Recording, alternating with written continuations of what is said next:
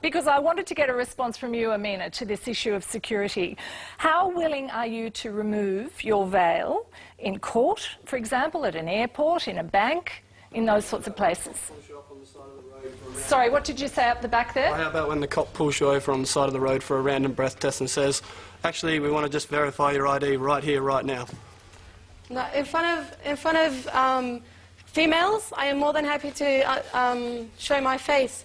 And say I was held up on the street by a male officer, I'd tell him, let's go to the office, and in front of a female, I will show my face. So security is not an excuse at all. And on the point of an airport, how many years have we been catching airplanes with no need to see our faces? All we need to do to withdraw large amounts of money from the bank is an ATM card and a PIN number. We don't need to show our faces. Okay, Amina, probably backtracking just a bit, but for the benefit of some people watching this, why don't you want to remove your veil and show your face to a man? Why should I? But why specifically not a man? Why would you do it for a woman and not a man? Because this is not my opinion, it's not my choice. Allah Almighty has ordained that we cover our faces in front of the men and not the women. So right now I'm covering only because there are men around. If it was full of women, I would have uncovered. No problem at all. Can I just attack the point of confronting? Who decides it's confronting? You or me? Like, society does. No, wait. I might find something confronting, you might find something confronting, he might find something confronting. Are we going to go and treat each one of them as a criminal and find them? I might find one who's a Gothic or an atheist or a gay person. I might find each one of these people confronting. Am I going to go and propose a bill to find them and treat them like a criminal? Who decides? Okay, Cory Bernardi, response? Well, let's go back to this. This is a mask, plain and simple. When our society gets to a point where we think it's okay for people in their day-to-day life to wear a mask, cut themselves off from their fellow Australians and go about their business completely without any comment or adverse reaction, I think we've lost the battle for what is Australian cultural identity. We are not cutting ourselves from society. You are cutting us from society. Okay, Sibel, a response from you to that? I mean, I totally agree with your concern regarding security. However, there are ways around it. Without putting a full ban to the burqa, there are ways around it. For identification purposes, at the airports, for passport, licence, anything that you need to identify my face for, I have no objection. And neither will many Muslim women have no objection. And in regards to your question about if you get pulled over on the side, I've been pulled over and I had no objection whatsoever. So with a male Would you require a female? At that time, if a female is available, you'd ask for it. I will ask for a female. If a female is not available, I will settle for the male, because for identification purposes, for security purposes. Coming back to what you said, walking into a bank, do you think if I want to commit a felony, if I want to commit a crime, do you think banning of the burqa is going to stop me from committing the crime? Of course not. So what are you going to do? Are you going to ban all items that lead to theft and robbery? Are you going to ban the balaclava? Let's not jump from where we were. Are you going to ban the point is, if I walk into a bank with a balaclava on or a motorcycle helmet, there is instant alarm in the bank and they're wary. If you walk in there with your niqab or your face veil, they do not. There is no alarm, and as soon as that is the case, where people can walk around without revealing their facial identity outside of a professional circumstance, we are losing one of the things that really binds this society together. It is compromising our security. I have a question for you. If you're a member of Parliament, would you remove your veil in order to vote? Because that's how we identify who is actually voting.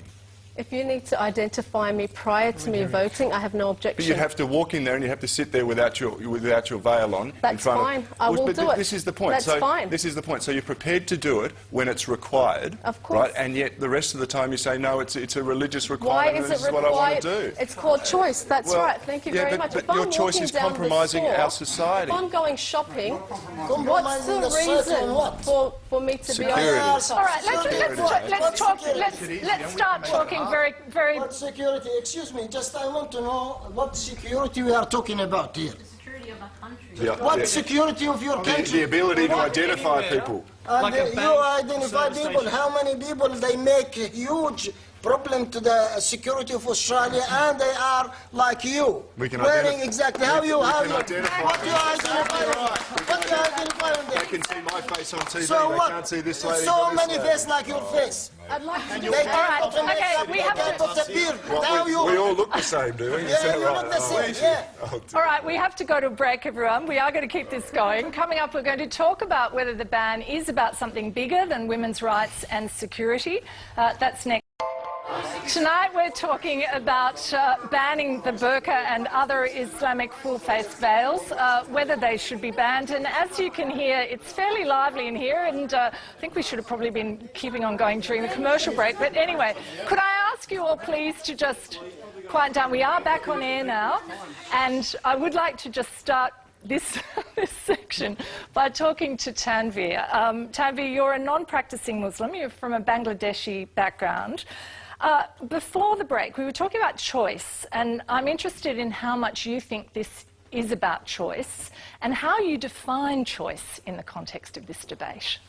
Jenny, as we've seen, people bring a host of their own beliefs and prejudices to the image of a woman in a burqa, and that's from all sides of the debate, so it stirs immense emotion. We've heard various arguments, be it the unique French sort of staunch secularism of keeping religious symbols out of civic spaces. We've heard about coercion, which is increasingly we've seen isn't the case. So that's another argument that's relatively weak, I think, certainly in Australia. And we've also heard about security, which, while valid, is probably a fringe argument. Now, very interesting, what I want to pick up is people talking about that they've chosen to do it. So in this context, the burqa or the veil is increasingly an assertion of individual identity. Now, this is actually a very modern trend. This is not its original purpose. It's very much a communal garment. But now increasingly we see young Muslims wearing it as an assertion of identity. And that's very Western. It's a very Western thing. Now, we heard from Tariq Ramadan talking about the increasing visibility of Western Muslims. You mentioned that I was a non-practicing Muslim. From my background as a Bangladeshi, I'm fairly rare. It's unusual that I'm a non-practicing Muslim.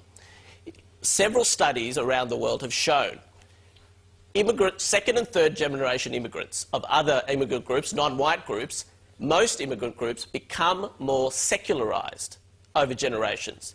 Muslims, increasingly, right around the Western world, become more religious. Why? The nature of that religious observance is different. It is very much about assertion of individual identity. It's more political. There's more elements of sort of political protest. They link their own grievances to that of Palestine or Iraq. And also, there's a much more what's termed religiosity. And the notion of that is that they're much more likely to express their observance by outward symbols. Okay. Be it wearing a beard for men and women, wearing a burqa, even though, say, from my culture, South Asian, most women back in, say, India, Pakistan, wouldn't wear a veil or a burqa, whereas women growing up here are far more likely to wear a burqa. It's an expression of identity, protest, all wrapped up into one. Is that the case with you, Amina? I completely disagree. It's more to do with knowledge. Once you are knowledgeable in where the niqab stands from an Islamic perspective, and I encourage all of you to study about the niqab from an Islamic perspective, you will find it's not about finding an identity. It's not about this or that. It's about pleasing Allah. It's about imitating the wives of the Prophet. That's Okay, it. so Amina, can I ask you, does your mother wear a burqa? No, she does not. So why do you wear a burqa when she doesn't? Who's my mother? Like, each one is for themselves. On the Day of Judgment, I'll be. But I'm just standing by wondering if part of what Tanveer says is correct. And I'm also like more knowledgeable in terms of where niqab stands than my mother. My mother is probably more cultural, whereas I've seen it from the Islamic perspective. Okay, Sibel, what about you? Do you relate to anything that Tanveer was saying about it being partly a protest as well as a religious expression? Well, at the end of the day, speaking on behalf of myself and all the people that I know who wear the niqab, at the end of the day, it is a personal choice. You know, like I mentioned earlier, despite the fact that my male family members were against it, I still decided to wear it. In Islam, we are given, what do you call it? We are told to be modest. Now, every one of us will interpret modesty in their own way. I may express my modesty through the covering of my face, which is fine. Others may interpret modesty as being just covering the scarf, which is also fine. It all comes down to each person's choice of how you define modesty. That's a very Western argument. So the whole idea of individual choice, she's expressing herself as a Western woman, effectively, but then putting on the garment. Yeah.